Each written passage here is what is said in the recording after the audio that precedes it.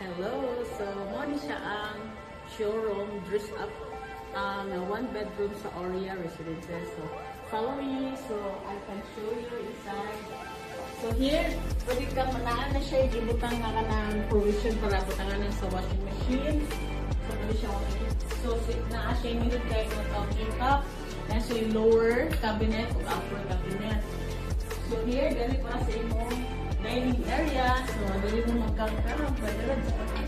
Then, dali po dali imong sala or imong living area. So, spacious na dyan guys siya ang one bedroom.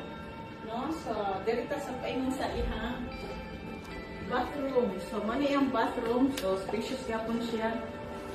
Dako kayo siya dali na pila. So, may shower area. So, dako kayo siya. So, naka-enough space. Tanang dili sa imong mga gamit. Mga toiletries diha or imong mga cabins para sa imong mga tissue or mga kaning mga towels.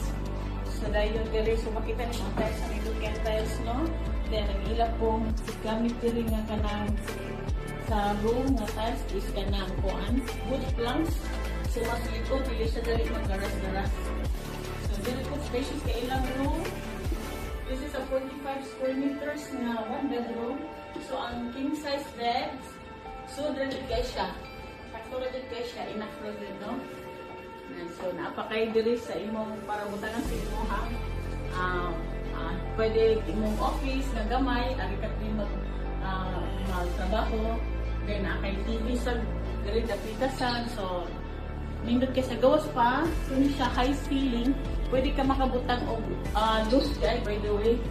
Kaya dapita kay high ceiling ni siya.